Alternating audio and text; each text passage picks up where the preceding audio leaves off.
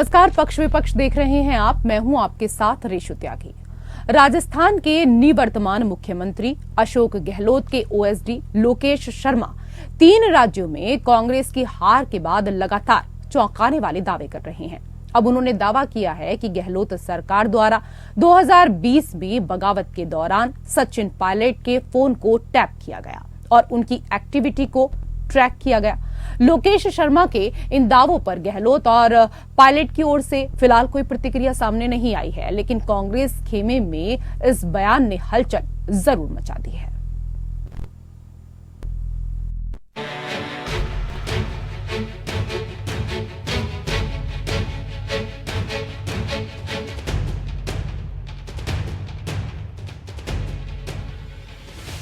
राजस्थान के निवर्तमान मुख्यमंत्री अशोक गहलोत के ओएसडी लोकेश शर्मा एक के बाद एक सनसनीखेज खुलासे कर रहे हैं। राजस्थान में कांग्रेस की हार के बाद वे लगातार अशोक गहलोत की आलोचना कर रहे हैं। लोकेश शर्मा ने कहा, पिछले साल सितंबर में विधायक दल की बैठक होनी थी, लेकिन इसे गहलोत के करीबी नेताओं ने नहीं होने दिया। अगर ये बैठक होती और कांग्रेस के पर्यवेक्षक जिस एजेंडे को लेकर आए थे उस पर अमल होता तो तस्वीर कुछ और होती। दरअसल कांग्रेस नेतृत्व तब अशोक गहलोत को पार्टी का राष्ट्रीय अध्यक्ष बनाना चाहता था और सचिन पायलट को राज्य का सीएम। लोकेश शर्मा ने कहा कि गहलोत और पायलट के बीच मतभेदों ने पार्टी की संभावनाओं को नुकसान पहुंचाया। शर्मा ने कहा कि जब 2020 का राजनीतिक संकट आया, सचिन पायलट अपने 18 विधायकों के साथ चले गए थे। ऐसी स्थिति में सरकार ने अपनी मशीनरी को काम पर लगाया। हर किसी पर नजर रखी गई। ये लोग कहाँ जाते हैं, किससे मिलते हैं और किससे बात करते हैं। उन्होंने दावा किया कि निगरानी बगावत से पहले ही हो रही थी, क्योंकि ऐसा शक था कि ऐसा कुछ हो सकता है। लोकेश शर्मा के मुताबिक चुनाव बेहतर ढंग से लड़ा जा सकता था और हार की मुख्य वजह टिकट का बंटवारा ठीक से नहीं होना है। उन्होंने कहा, सरकार के खिलाफ कोई सत्ता विरोधी लहर नहीं थी, लेकिन लोग कई विधायकों को अपने प्रतिनिधि के रूप में वापस आते नहीं देखना चाहते थे। ऐसी रिपोर्ट मुख्यमंत्री को सौंपी गई। ये सिर्फ मेरी रिपोर्ट नहीं थी, बल्कि AICC सर्वे और दूसरी रिपोर्ट्स थीं। शर्मा ने दावा किया कि मौजूदा विधायकों के टिकट काटे जाने चाहिए थे, लेकिन ऐसा नहीं किया गया। ओएसडी ने दावा किया कि गहलोत की जिद थी। इन रिपोर्ट्स के बावजूद कदम नहीं उठाए गए। गहलोत को लगा कि ये उन लोगों के प्रति उनका नैतिक कर्तव्य था जिन्होंने उनकी सरकार बचाने में मदद की थी। हालांकि जब लोकेश शर्मा से पूछा गया कि उन्हें विधानसभा चुनाव के लिए पार्टी का टिकट नहीं मिला, क्या वे इस वजह से ऐसे आरोप लगा रहे हैं, उन्होंने इस बात से इनकार किया। उन्होंने कहा कि ये पार्टी पर निर्भर था कि वो अपने टिकट पर फैसला करें। वो एक पार्टी कार्यकर्ता के रूप में टिकट मांग रहे थे। लोकेश शर्मा ने कहा कि मैं ऐसा अभी कह रहा हूं क्योंकि मैं चाहता हूं कि सुधारात्मक कदम उठाए जाएं, क्योंकि लोकसभा चुनाव नजदीक हैं और चीजों को ठीक करना अहम है। Bureau report.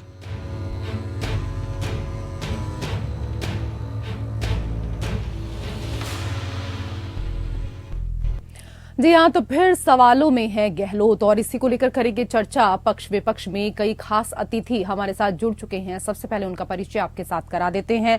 हमारे साथ सुप्रीम कोर्ट के अधिवक्ता संजय बंसल जी जुड़ चुके हैं। सर, बहुत स्वागत आपका। हमारे साथ कांग्रेस के नेता डॉक्टर अरुणेश यादव जुड़ चुके हैं, आपका भी बहुत स्वागत। और हमारे साथ इस डिबेट में बीजेपी की नेता नीता वाजपेयी जी भी जुड़ेंगी। पहला सवाल डॉक्टर अरुणेश यादव, मेरा आपसे ही है। निवर्तमान गहलोत पर कई तरह के आरोप लगाने के बाद लोकेश शर्मा ने अब कांग्रेस सरकार द्वारा राजस्थान में पॉलिटिकल क्राइसिस के दौरान सचिन पायलट का फोन ट्रैप कराने की बात कही है। उनका कहा है कि राजनीतिक संकट के दौरान सचिन पायलट की सभी गतिविधियों पर नजर रखी जा रही थी। अगर वाकई ऐसा है तो ये तो सचिन पायलट की निजता के अधिकार का उल्लंघन है। देखिए रेशु जी, जब कहीं चुनाव होता है और चुनाव के परिणाम सकारात्मक नहीं होते हैं तो इस तरह की बयानबाजियां होना स्वाभाविक है। पंजाब चुनाव के बाद भी हमने देखा परिणाम हमारे अनुकूल नहीं रहे, तो उसके बाद तमाम नेता जो है बाद में ज्ञानचंद्र बने।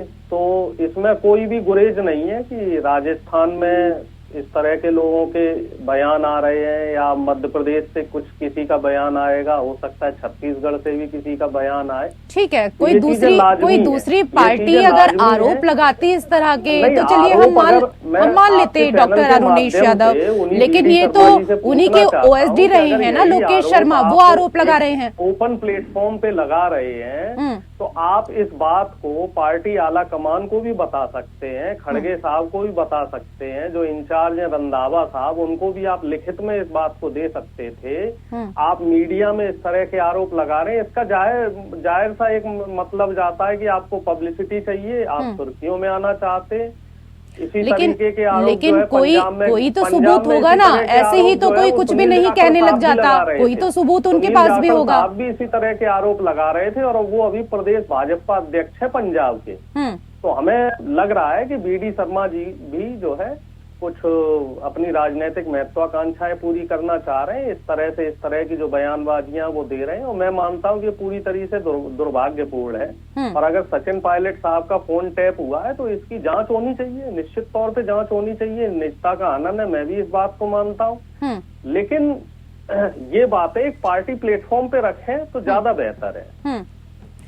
ठीक है, लेकिन वो तो कह रहे हैं कि हमने कई बार समझाने की कोशिश भी की, लेकिन गहलोत उनकी या किसी और की कोई बात सुनने के लिए तैयार नहीं थे। खैर ठीक है, अब ये जांच का विषय है और जांच होनी भी चाहिए, और अगर उनके पास कोई इस तरीके के पुख्ता सबूत हैं तो जांच होनी चाहिए। के इंचार्ज थे, आप उनको बताते, आप खड़गे साहब को बताते, जो पार्टी आला कमान है उनको बताते, केसी वेणुगोपाल जी जो हमारे संगठन महासचिव है उनको बताते। एक प्लेटफॉर्म होता है, एक तरीका होता है हर बात को रखने का एक संगठन में। मुझे कोई शिकायत होती है तो मैं अपने सीनियर्स को रिपोर्ट करता हूँ, ऐसे नहीं कि मैं मीडिया में जाके कोई भी उलझुल बयानबाजी कर दूं। तो इसको अनुशासनहीनता की श्रेणी में लिया जाता है। ठीक है, संजय बंसल जी, सर क्या सरकार किसी का भी फोन टैप करा सकती है, या कुछ विशेष परिस्थितियों में फोन टैपिंग की जा सकती है, ये आपसे समझना चाहेंगे।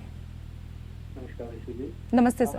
बेसिकली जो फोन टैपिंग का जो कानून है या जो प्रावधान है, वो इन्वेस्टिगेशन करने के लिए या किसी खास कारणों से जो कंसर्न्ड अथॉरिटी हैं, जो इन्वेस्टिगेटिव एजेंसीज हैं, जिनको ये अधिकार प्राप्त है कि वो फोन टैपिंग के माध्यम से कुछ सूचना एकत्रित कर सकती हैं, वो बाकायदा उसके लिए जो है प्रोविजन किए हुए टेलीग्राफिक एक्ट में और दूसरे एक्ट में उसका प्रोसीजर है एस्टेब्लिश्ड, एक जिसमें कि डेजिग्नेटेड अथॉरिटी होती है, जिससे कि परमिशन लेनी होती है, जो कि इंटीमेट करती है जिसमें, क्योंकि आज की डेट में जो फोन टैपिंग है वो कोई लैंडलाइन फोन की टैपिंग वाली बात हम नहीं कर रहे। मोस्टली जो है वो जो मोबाइल फोन की ट्रैकिंग और टेपिंग का जो मामला है, उसमें जो है जो कंसर्न कंपनी है, प्राइवेट ऑपरेटर्स हैं ज्यादातर, उनको फिर इंटीमेशन चली जाती है और उनको एक सुविधा जो से एजेंसी को या उस ऑफिसर को जो भी डेजिग्नेटेड ऑफिसर उसको प्रदान कर देते हैं।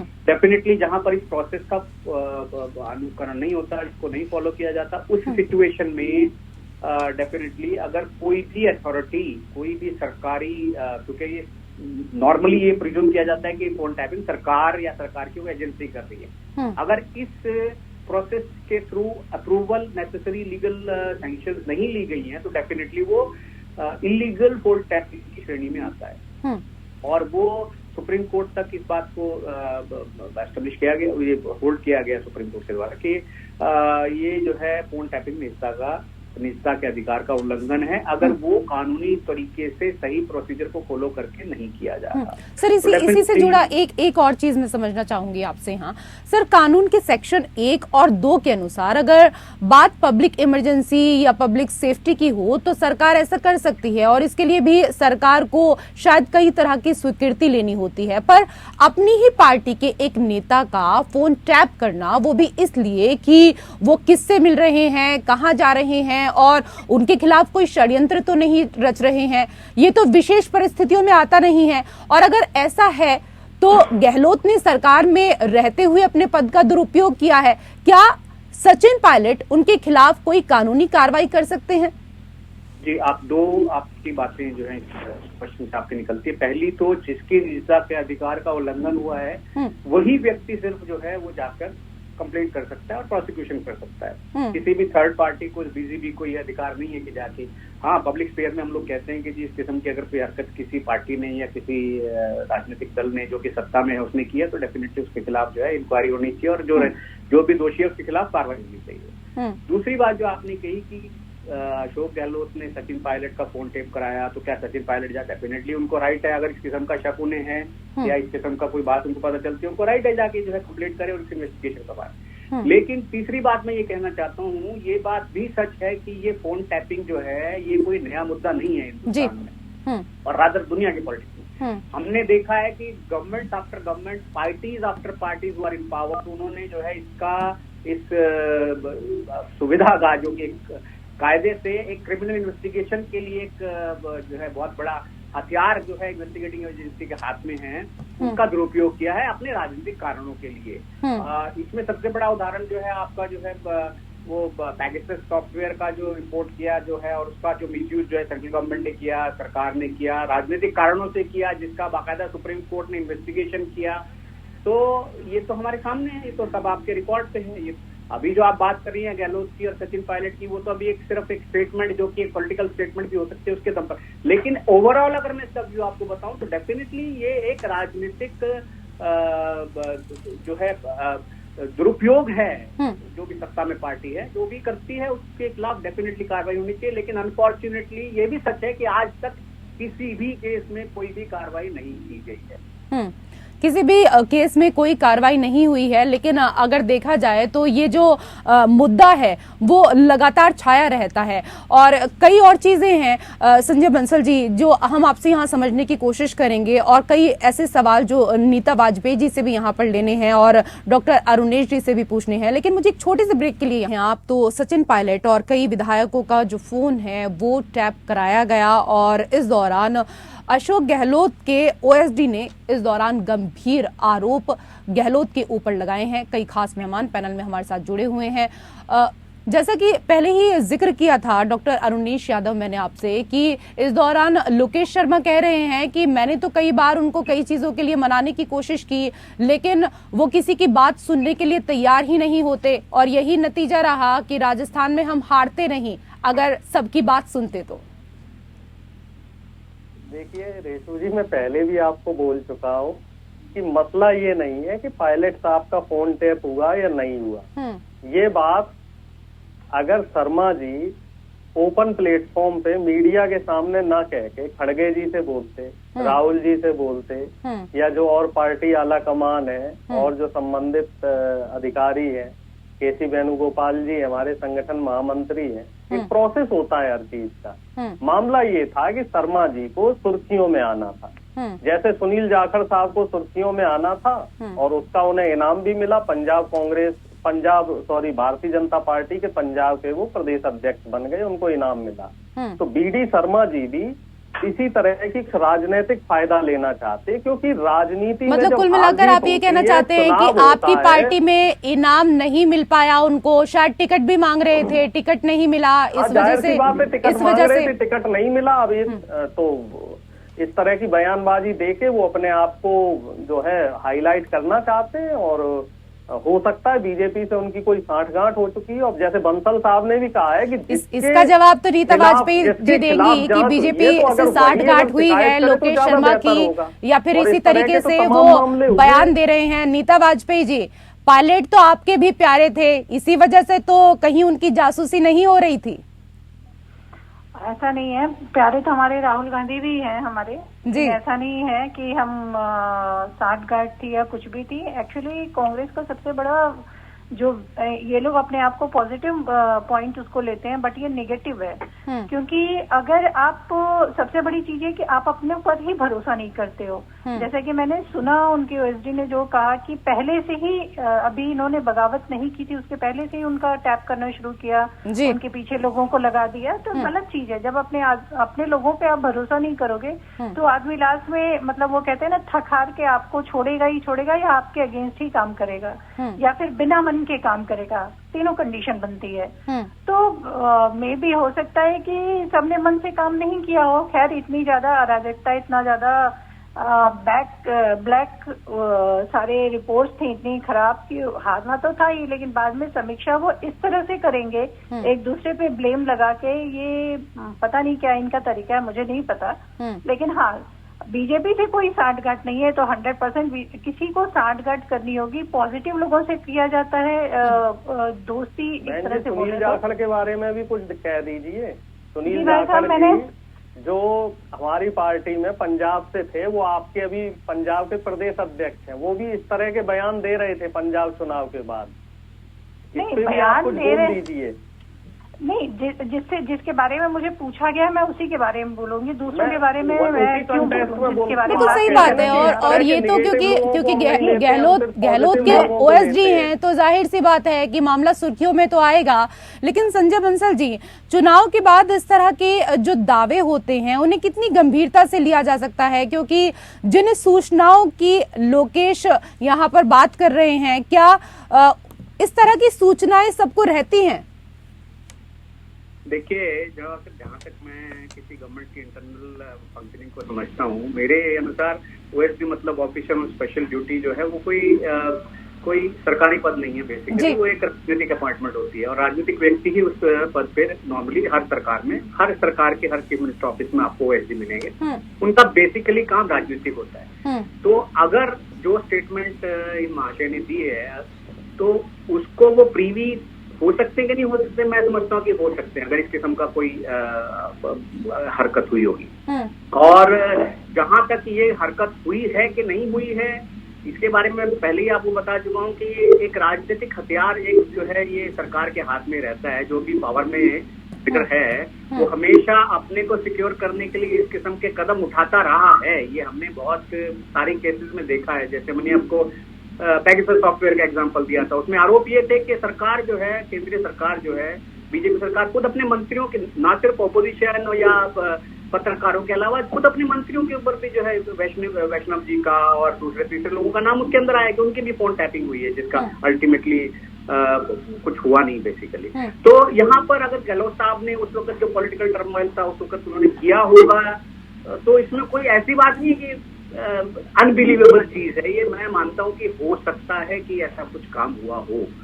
ये हर राजनीतिक दल, हर पावर में बैठा हुआ जो राजनीतिक है, जो चीफ मिनिस्टर या प्राइम मिनिस्टर या और दूसरे पोजीशन पे, वो सब करते हैं। इसमें कोई बड़ी बात नहीं है। ठीक है। अगर अरुणेश जी आपको लगता है कि ऐसा तो उसको इसके खिलाफ एक मुहाज खड़ा हो, जॉइंटली हर पार्टी, हर दल, हर राजनीतिक इसको जो है लेकर सीरियस हो कि इस किस्म की जो भी हरकतें होती है वो बिल्कुल गैर कानूनी है, इसमें भी कोई शक नहीं है। तो अपनी कुर्सी को बचाने के लिए इस किस्म की किसी भी हरकत की सपोर्ट करना मैं समझता हूँ बिल्कुल भी कानूनी तौर पे, सामाजिक तौर पे और राजनीतिक तौर पे सही नहीं है। ठीक है। कुर्सी बचाने के लिए देखिए लोग हर तरह के हथकंडे डॉक्टर अरुणेश अपनी अपनी तरफ से निभाते हैं कि कुछ भी हो जाए लेकिन कुर्सी ना चली जाए। लेकिन आप कह रहे हैं कि चलिए गहलोत जी ने ऐसा कुछ नहीं किया और लोकेश शर्मा तो इस तरह की अनर्गल बातें कर रहे हैं। अगर उन्होंने कुछ किया ही नहीं तो फिर जांच कराने में कहाँ कौन सी समस्या आ रही है? जांच करा लीजिए इस मामले की। देखिए, अब तो बीजेपी की सरकार बन गई है, बीजेपी जांच कराने के लिए पूरी तरीके से स्वतंत्र है। और दूसरी बात जो है, बंसल जी ने, बड़े भाई है हमारे, पूरी तरीके से बता दी कि पेगासस सॉफ्टवेयर की भी जांच करवा ले सरकार लगे हाथों। भाई, जब पेगासस सॉफ्टवेयर का भी एक मामला चल रहा है तो उसकी भी जांच करा ले। हम तो हर तरीके की जांच के लिए तैयार हैं। लेकिन दिक्कतें सारी तब आती हैं जब बीजेपी उन चीजों का दुरुपयोग करती है। अब आप ही देखो राजस्थान में कल से कैसे हालात है। कल आप देखिए ना, करनी सेना के प्रदेश जो राष्ट्रीय अध्यक्ष है उनकी हत्या कर दी गई है। आज पूरे जयपुर और भरतपुर और आसपास का जो इलाका है सब में जाम लगा हुआ है। पूरा जो है आगजनी फैली हुई है, माहौल वहाँ पे खराब किया जा रहा है। चलिए, अभी तो राजस्थान की जो राजगद्दी है वो तो खाली है ना। अभी तो मुख्यमंत्री वहां पर बैठे नहीं है। कौन होगा कौन नहीं, अभी तो खैर ये भी नहीं कह सकते। सीएम की रेस में तो कई सारे चेहरे हैं। लेकिन नीता वाजपेयी जी, क्योंकि जाहिर सी बात है सरकार तो राजस्थान के भीतर अब आपकी आ ही गई है, जिन चीजों को लेकर गंभीर आरोप यहाँ पर लगा रहे हैं लोकेश शर्मा, क्या आप उस पूरे मामले की जांच कराएंगे?